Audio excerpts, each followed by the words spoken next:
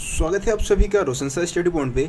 और आज की इस वीडियो में हम देखने वाले हैं 12th क्लास हिस्ट्री का जो चैप्टर नंबर 3 है, जिसका नाम है बंधुत्व, जाति तथा वर्ग। इस चैप्टर से हम मोस्ट इंपॉर्टेंट क्वेश्चन देखने वाले हैं, जो कि लॉन्ग क्वेश्चन रहने वाले 3 मार्क्स और 8 मार्क्स के जो क्वेश्चन है उसको हम देखने वाले हैं। इसके अलावा इस चैप्टर को मैंने कुल मिला के 4 पार्ट्स में आप लोगों को समझा दिया है। ठीक है, तो अगर आप लोगों ने चैप्टर की वीडियो को नहीं देखा है तो एक बार जरूर देख ले।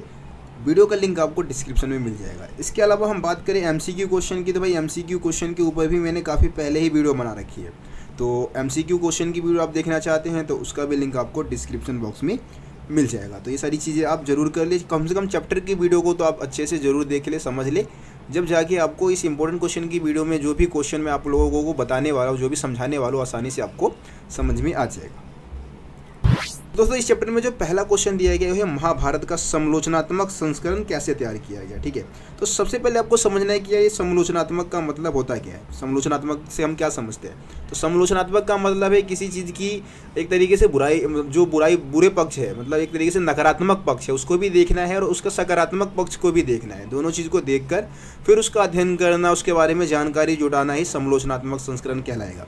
तो महाभारत का जो ये समालोचनात्मक संस्करण है, यानी कि उसके अंदर कुछ जो भी मतलब कमियां थी उसको दूर करके, उसके अंदर की जो भी अच्छी बात है उसको उभार कर जो सामने लाने की ये जो परियोजना थी, यानी कि समालोचनात्मक संस्करण की जो परियोजना थी, उसकी शुरुआत कब की गई थी?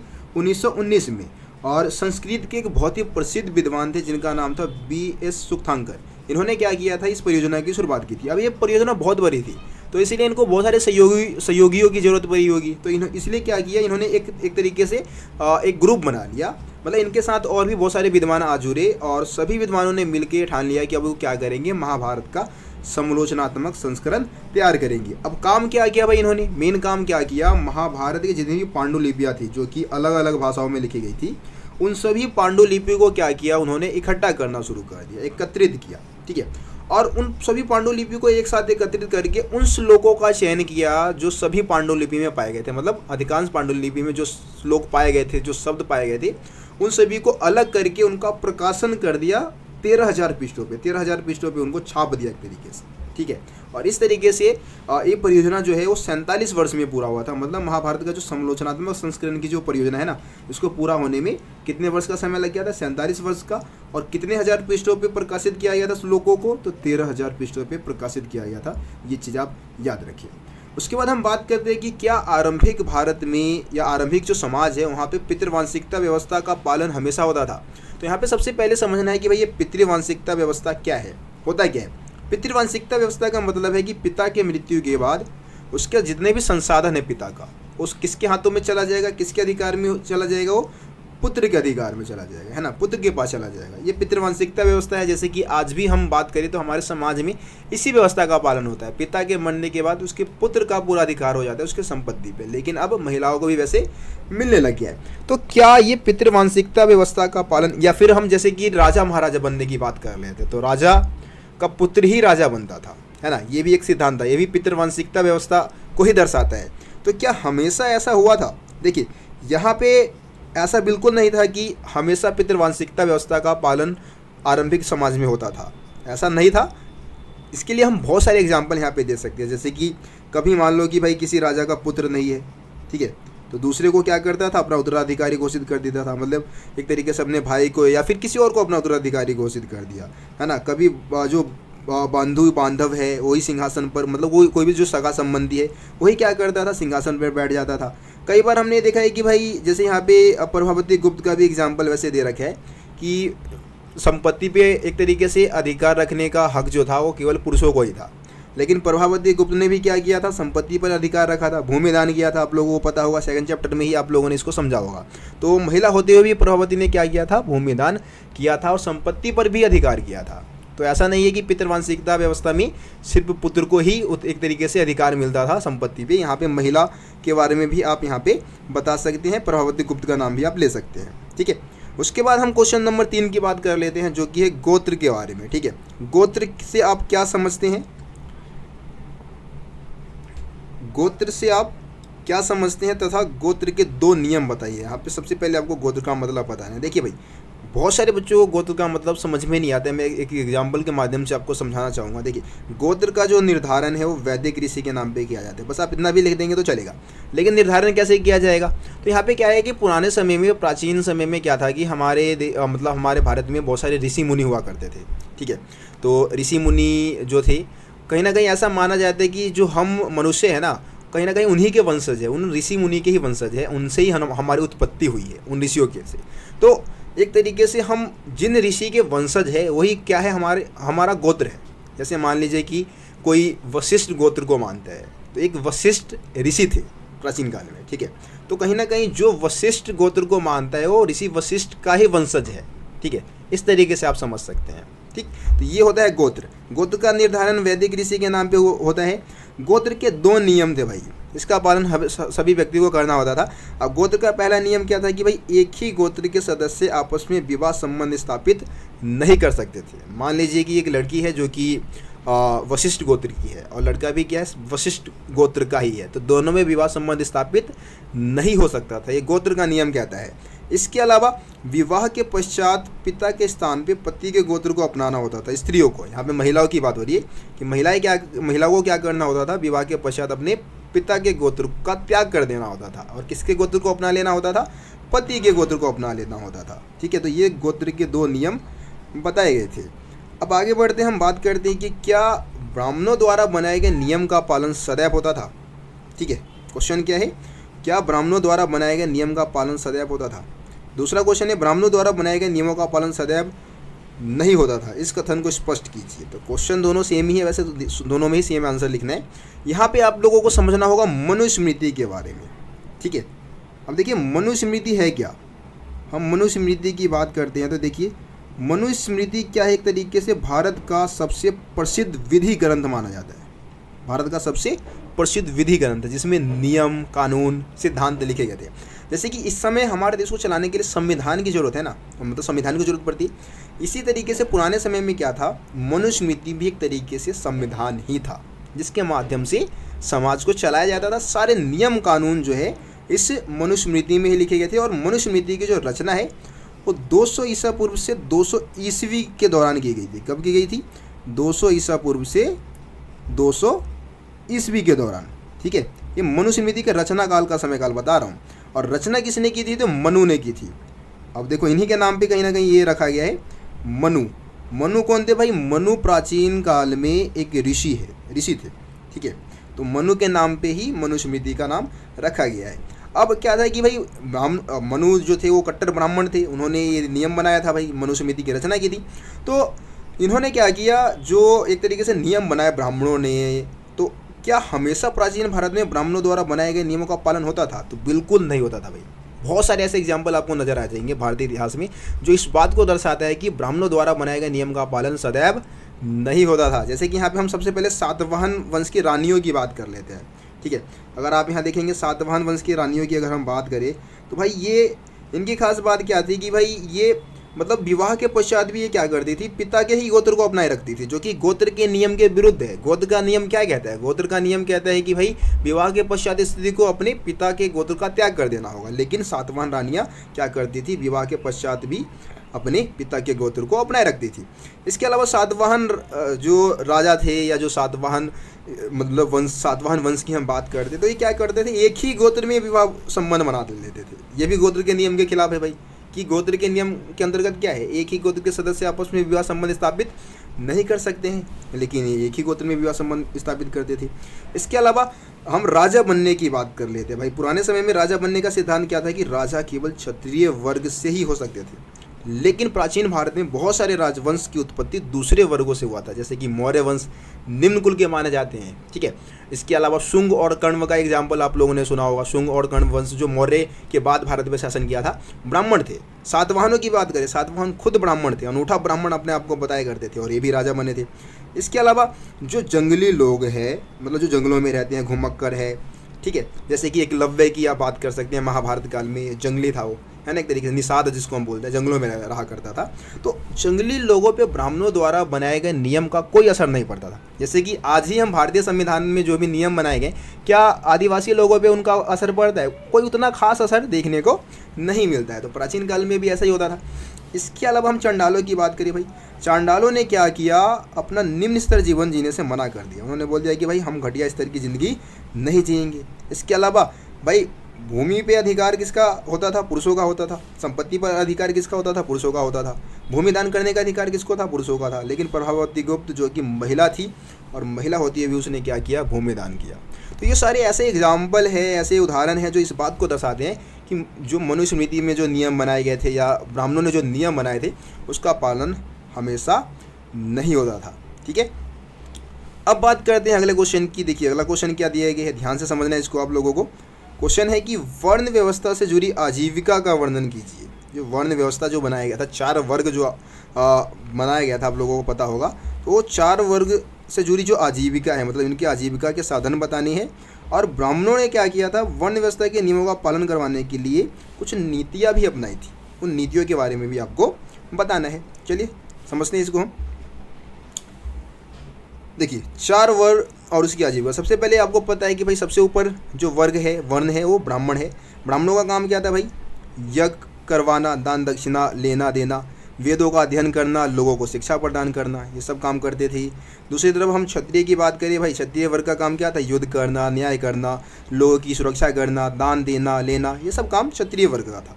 वैश्यों की बात करें तो भाई कृषि करते थे, गौ पालन करते थे, व्यापार करते थे, ये भी दान देते थे और यज्ञ करवाते थे। इसके अलावा हम बात करते हैं शूद्र की, तो भाई इसका एक ही काम था। ऊपर के जो ये 3 वर्ग बताए गए हैं ना, इनकी सेवा करना, एक ही काम इनका था। ठीक है, तो ये तो आजीविका की बात हो गई। अब ब्राह्मणों ने क्या किया? देखो कोई भी नियम बनता है ना, तो उसके पालन करवाने के लिए भी कुछ नीतियाँ सरकार को अपनानी होती है। ठीक है, तो एक तरीके से ब्राह्मणों ने जो उस समय नीतियाँ बनाई थी, तो उसका पालन तो आम लोग आसानी से करेंगे नहीं, तो कुछ ना कुछ तो ऐसे तरीके अपनाने पड़ेंगे ना, जिससे कि लोग इस नीतियों को मतलब एक तरीके से अपनाने लग जाए, इसका पालन करने लग जाए। तो ब्राह्मणों ने क्या किया? सबसे पहली नीति क्या अपनाई? वर्ण व्यवस्था की उत्पत्ति को एक दैव्य व्यवस्था बता दिया। मतलब कि इस व्यवस्था, उन्होंने बोला कि इस व्यवस्था को हमने नहीं बनाया है, बल्कि किसने बनाया? ईश्वर ने, भगवान ने, देवताओं ने बनाया है। ठीक है, देवताओं द्वारा इसकी उत्पत्ति की गई है। इसके अलावा शासकों को आदेश दिया, राजा महाराजाओं को बोला कि वो क्या करें, अपने साम्राज्य में वर्ण व्यवस्था के नियमों का पालन करवाएं। इसके अलावा लोगों को विश्वास दिलाना शुरू कर दिया कि भाई जो उनकी प्रतिष्ठा है ना, वो जन्म पर आधारित है। यानी कि जो ऊंचे कुल में जन्म लिया है वो ऊंचा माना जाएगा, जो निम्न कुल में जन्म लिया है वो नीचा ही रहेगा। ठीक है ना, तो ये सारी बातें लोगों को बताना शुरू कर दिया। ये 3 तरीके वर्ण व्यवस्था के नियम का पालन करवाने के लिए ब्राह्मणों ने अपनाया था। ठीक है, अब आगे बढ़ते हैं। अगला क्वेश्चन है, क्या आरंभिक भारत में शासक निश्चित रूप से क्षत्रिय ही होते थे? मतलब प्राचीन भारत में जो राजा थे वो क्या क्षत्रिय वर्ग से ही होते थे? क्या ऐसा था? नहीं था, बिल्कुल नहीं था। बहुत सारे ऐसे राजवंश जो है, बहुत सारे ऐसे राजवंश की हम बात करते हैं जो दूसरे वर्ग से भी थे, क्षत्रिय नहीं थे, लेकिन राजा बने थे। मतलब राजा हर वो व्यक्ति बन सकता था जो लोगों के लिए संसाधन जुटा सकता था, लोगों के भलाई के लिए काम कर सकता था, है ना, राजा बनने की योग्यता रखता था और राजा बन सकता था। फॉर एग्जांपल के लिए हम यहाँ पे बात करते हैं मौर्य वंश की। भाई मौर्य वंश के बारे में ब्राह्मणीय जो शास्त्र है वो निम्न कुल का बताते हैं। जो ब्राह्मणीय शास्त्र है ना, उसमें लिखा गया है कि भाई मौर्य वंश के जो राजा थे वो निम्न कुल के थे। बस जो बौद्ध ग्रंथ है, बौद्ध ग्रंथ में इनको क्षत्रिय बताया गया, लेकिन ब्राह्मणीय शास्त्र इनको निम्न कुल का ही मानते हैं। ठीक है, दूसरी तरफ हम शुंग और कर्ण की बात करें तो भाई शुंग और कर्ण ब्राह्मण थे। ठीक है, और ये भी राजा बने थे। इसके अलावा हम रुद्रदमन की बात कर सकते हैं। रुद्रदमन को भाई ये शक वंश का राजा था। शक एक वंश का नाम है। ठीक है, गुजरात में शक वंश का शासन चल रहा था। ठीक है, अब रुद्रदमन ने क्या किया था भाई, इनको मतलब एक तरीके से ब्राह्मण लोग क्या बोलते थे रुद्रदमन को, या जो भी मध्य एशिया से जो लोग आए थे उनको एक तरीके से मलेच कह के पुकारते थे। मलेच मतलब जो कि एक तरीके से जो संस्कृत भाषा को ना जानता हो, बर्बर यानी कि जो मार काट में विश्वास करता हो, है ना, बहुत ज़्यादा उग्रवादी हो, मार काट करने में बहुत ज़्यादा इंटरेस्ट रखता हो। इसके अलावा अन्य देशी यानी कि जो दूसरे देश का है। तो रुद्रदमन को मलेच, बर्बर, अन्य देशी कहा करते थे ब्राह्मण लोग। लेकिन इसने क्या किया था, और ये भी कहते थे कि भाई रुद्रदमन को भारतीय संस्कृति के बारे में कुछ नहीं पता है और भारतीय लोगों के लिए कुछ नहीं कर सकता है। ठीक है, लेकिन रुद्रदमन ने क्या किया, सुदर्शन झील का पुनर्निर्माण करवाया था। गुजरात में एक सुदर्शन झील था, ये सिंचाई का मेन साधन था। ठीक है, सिंचाई जो खेतों की जो सिंचाई होती थी ना, उसके लिए इसका जो जल था, इसका जो पानी था, उस खेतों की सिंचाई के लिए मेन साधन माना जाता था। लेकिन क्या हुआ, इसका जो एक तरीके से बांध था, ठीक है, इसका बांध क्या हो गया, टूट गया था किसी कारणवश। तो सुदर्शन झील ने क्या किया, अपने पैसे लगा के, अपने पैसे खर्च किए और सुदर्शन झील का पुनर्निर्माण करवाया, और इसके लिए लोगों से टैक्स भी नहीं लिया था, अपने प्रजाओं से, अपनी प्रजाजन से टैक्स भी नहीं लिया, ठीक है। तो ये इस बात को दर्शाता है कि ये भारतीय लोगों की भलाई के लिए भी काम करता था। इसके अलावा हम सातवाहन वंश की बात कर लेते हैं। भाई सातवाहन वंश जो थे वो महाराष्ट्र से शासन कर रहे थे, महाराष्ट्र में इनका मतलब एक तरीके से शासन चल रहा था। अब जो ये सातवाहन है अपने आप को क्या बताते, अनूठा ब्राह्मण बताते थे, और क्षत्रियों के अधिकारों का हनन करता बताते थे, हनन करने वाला बताते थे, और ये भी राजा बने थे। तो राजा बनने के लिए ऐसा नहीं था कि भाई क्षत्रिय वर्ग से ही कोई व्यक्ति होगा वही राजा बन सकता है, हर वो व्यक्ति राजा बन सकता था जो योग्यता हो, जिसके अंदर लोगों के लिए काम कर सकता था, वो राजा बन सकता था। अब बात करते हैं महाभारत की भाषा एवं विषय वस्तु की, ठीक है। देखिए, अगर हम महाभारत की भाषा की बात करें तो आपको पता है कि भाई महाभारत की जो भाषा है ना, वो अनेक भाषाओं में महाभारत लिखी गई है। बहुत इंपॉर्टेंट क्वेश्चन है भाई, 3 मार्क्स में ये पूछा जाता है, ठीक है। और इस जो महाभारत की भाषा की बात करें, अनेक भाषा में लिखी गई है, लेकिन इसकी मूल भाषा जो है संस्कृत है, ठीक है। विषय वस्तु की बात करूँ तो भाई विषय वस्तु को ना हम 2 भागों में बांटते हैं। इसकी विषय वस्तु को कितने भागों में बांटा जाता है, 2 भागों में। इसको ध्यान से समझना। एक तो है आख्यान, दूसरा है उपदेशात्मक। आख्यान वह भाग है जिसमें कहानियों का वर्णन किया गया था, जो भी महाभारत में जो भी कहानियाँ थी ना, उसको आख्यान वाले भाग में लिखा गया था। दूसरी तरफ उपदेशात्मक अंश की बात करें तो इसमें समाज को उपदेश देने वाली जो बातें थी ना, उसका वर्णन किया गया था। जैसे कि युद्ध के जो महाभारत का युद्ध जब चला था तो उस समय श्री कृष्ण ने क्या किया, अर्जुन को उपदेश दिया था, तो उसका वर्णन कौन से भाग में किया जाएगा, उपदेशात्मक भाग में किया जाएगा। तो ये हो गया आपका महाभारत की भाषा एवं विषय वस्तु की बात, ठीक है। अब आगे बढ़ते हैं। अब बात करते हैं कि मनुस्मृति के अनुसार स्त्री और पुरुष किस प्रकार संपत्ति अर्जित कर सकते थे। संपत्ति अर्जित करने के तरीके क्या थे स्त्री और पुरुष के पास, तो बहुत सारे तरीकों का वर्णन मनुस्मृति में किया गया था। जिसमें से क्या था कि मनुस्मृति के अनुसार क्या था कि माता पिता के जायदाद पर, यानी कि उनकी मृत्यु के बाद, माता पिता की मृत्यु के बाद उनके जायदाद पे सभी पुत्रों का अधिकार हो जाता था, जितने भी पुत्र है सभी पुत्रों का। लेकिन जो ज्येष्ठ पुत्र है, ज्येष्ठ यानी कि जो सबसे बड़ा पुत्र है, उसको विशेष भाग का अधिकारी माना जाता था। जैसे कि हम रामायण की बात कर ले, राम जो श्री राम भगवान जो थे वो 4 भाई थे, लेकिन सबसे बड़े श्री राम थे, तो इसीलिए जाहिर सी बात है कि राजा बनने का अधिकार किसको मिला था, श्री राम को ही मिला था, है ना। तो ये है कि भाई ज्येष्ठ पुत्र को विशेष भाग का हिस्सेदारी मिलता था। स्त्रियों को पिता के जायदाद पे कोई, माता पिता के जायदाद पे कोई हिस्सेदारी नहीं मिलती थी, लेकिन विवाह के समय कुछ उपहार मिलता था, कुछ भेंट मिलता था, उसको स्त्री धन ही माना जाता था, स्त्री धन की संज्ञा दी जाती थी उसको। अब मनुस्मृति में क्या है कि भाई पुरुषों द्वारा संपत्ति अर्जित करने के 7 तरीकों का वर्णन मनुस्मृति में किया गया है, ठीक है। जैसे कि विरासत के रूप में उनको मिल जाता था, विरासत के रूप में यानी कि माता पिता जो भी छोड़ के गए हैं वो हो गया।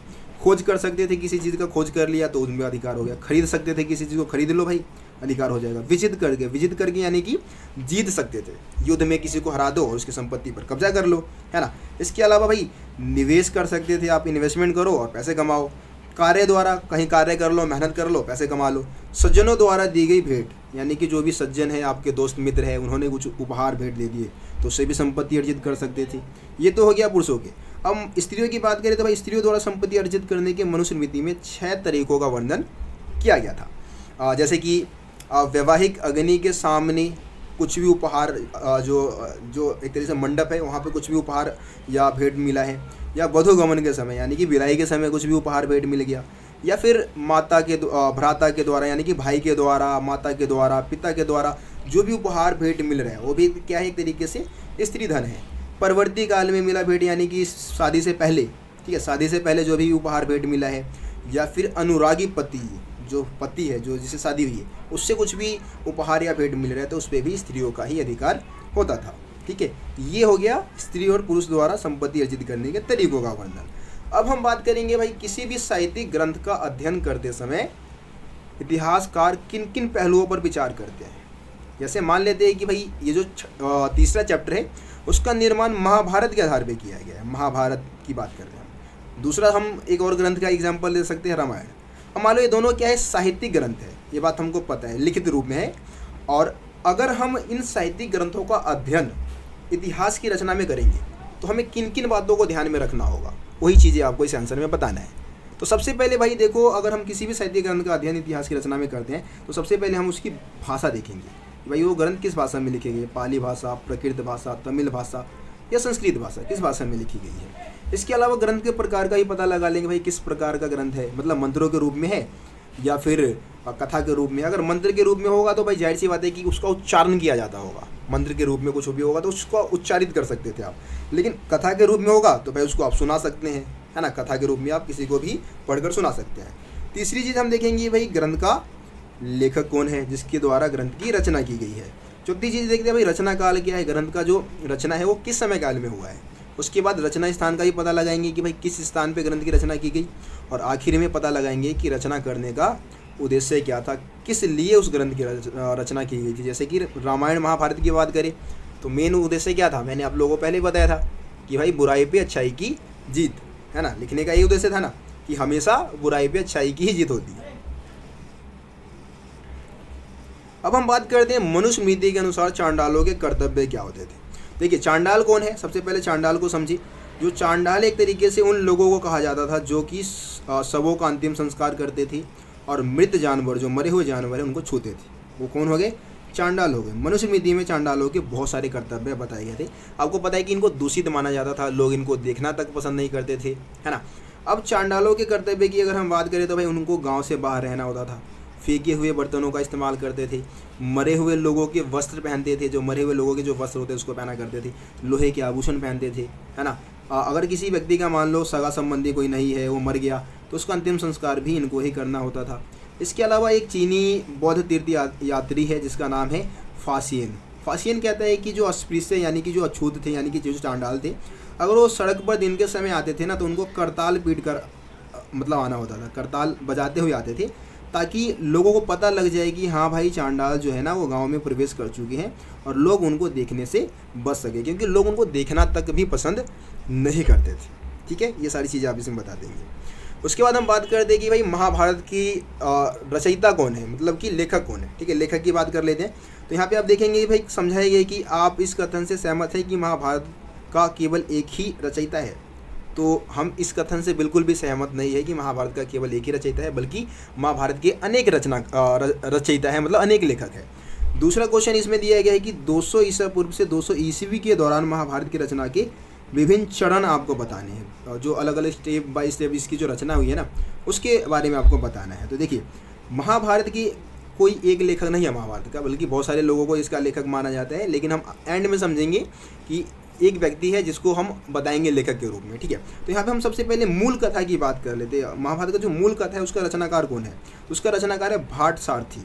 ठीक है, भाट सारथी जिनको सूत भी कहा जाता था, ये क्या करते थे, युद्ध में ना, महाभारत के युद्ध में जाया करते थे और युद्ध के दौरान जो भी घटनाएं घटती थी उसके ऊपर कविता कहानियाँ लिखा करते थे। ठीक है, तो इनको मूल कथा का रचनाकार माना जाता है। सबसे पहले इन्होंने ही महाभारत को लिखना शुरू किया था।